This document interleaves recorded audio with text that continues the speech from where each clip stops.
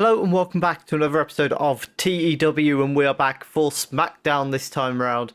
Friday the 11th of October 2024. I am going to do my best to get some extra recording so we can catch up to real life at the very least.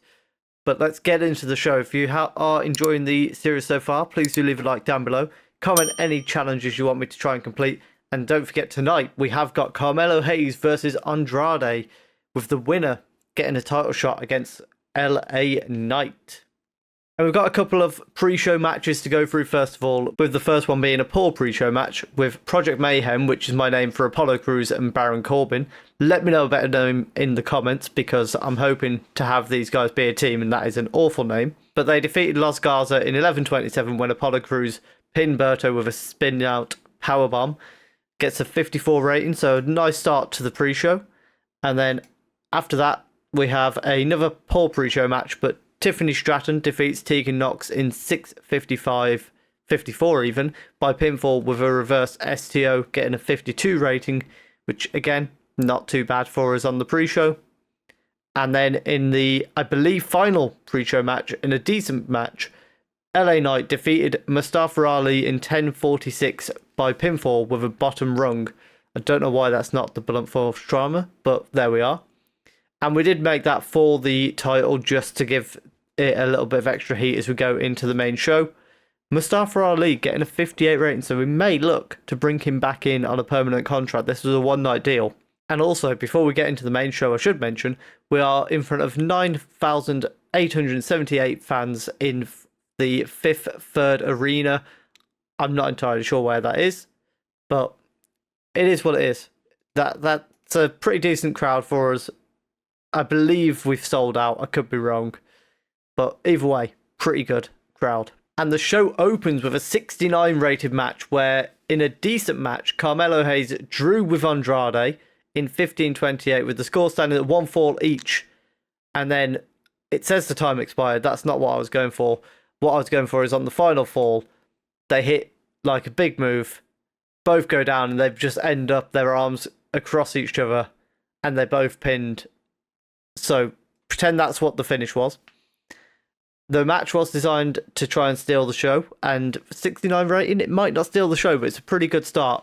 And we used a creative finish, which was also pretty good. And after the match, LA Knight comes out.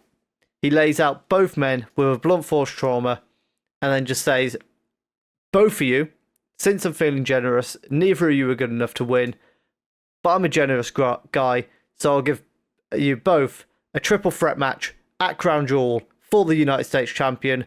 Yeah. And then he just walked straight out the ring. Unfortunately, the angle was a failure, and it got 68, so had it not been a failure, it would have been even better. But that's not bad considering that. Next up, we go backstage where Solo Sikoa says tonight he is finally going to be acknowledged by the Usos. Obviously, with the win against them on Bad Blood, despite only having 2 of them instead of the 3 it was meant to be, he wants them to acknowledge him. That gets a 52 rating, and then we are back into the ring where Naomi, in an abysmal match, defeats Elektra Lopez in 6:56 by pinfall with a rear view. It gets a 44 rating. This was a bit of a filler match. It's more just for the segment afterwards, which gets a 58. It's very simple. Naomi says, I want my title shot, because going into Bad Blood, Bayley got a quick roll-up, which cost Naomi her title match. So she's just saying, well, Crown Jewel's up next. I want my title shot. Nia Jax doesn't respond, doesn't come out, just completely ignores her. Following that, Cody Rhodes says he's looking forward to his next challenge for his WWE Championship. That gets a 75 rating, and we also find out that will be decided tonight, with Nick Aldis saying that Kevin Owens and Randy Orton will face off in tonight's main event with a title shot at Crown Jewel on the line, and that gets a 43 rating. And then we go back into the ring, and in a poor match, the Street Profits defeat Pretty Deadly in 11 minutes 10 when Montez Ford pins Elton Prince with a frog splash. Match was designed to be a high spots match. It seems to have done pretty good. I know it says poor match, but 62 isn't being too bad for us in this early stage of the save. And they put on a pretty good match. Lots of chemistry bonuses in there as well, which is nice to see. After the match, Luke Gallows and Carl Anderson attack the Street Profits. AJ Styles just making his way casually down to the ring as they do. And AJ gets in the ring and says the club are fed up of not being on top. AJ has been by himself for a while, but he knows Carl and Luke have been in NXT, gone down to NXT and said, like, guys, we have been the best team ever in Japan. One of the most famous stables in wrestling. I've been WWE champion multiple times. They've been tag team champions. It's time for the club. Stop messing around. They've got no time for playful idiots like the Street Profits who have fun in the ring. They are going to get back on top as the club. And it starts now. Not exactly now, because after that, we've got... I don't know if you've seen the Instagram things where Tommaso Ciampa keeps trying to RKO Randy Orton. But that's what we're doing. So Tommaso Ciampa, not in a rivalry with Randy Orton. He's just stood backstage, watching Randy Orton. He's like, look at his stupid face, getting ready for his match with Kevin Owens. I'm gonna get him. I'm gonna nail that RKO. And Johnny Gargano's like, stop shouting things, and you might be able to pull it off. And Tommaso Ciampa starts to walk up and then screams, out of nowhere, as he does. But instead of him missing the RKO, what actually happens this time is Santos Escobar lays him out. Before Johnny Gargano can react, he's attacked by Angel and Berto. Legado del Fantasma lay out DIY. Randy Orton, similar to what happens on Instagram, doesn't really notice any of this has happened. He just finishes his stretches, walks through to Gorilla, ready to make his entrance. And that's what we've got next. Fingers crossed a good match is coming in here, because we've got Kevin Owens versus Randy Orton. Oh, it's 57. That's not great. How's it a 57 when we've got 70 wrestling rating and a 72 crowd rating? I'm not following that. The creative finish was a success as well. I'm not on board with this. But in a bout that had good heat and decent wrestling, Kevin Owens defeats Randy Orton in 21:39 by pinfall when he used the ropes for leverage. So he has to cheat, but he does get the win against Randy Orton. And sat at ringside was Cody Rhodes.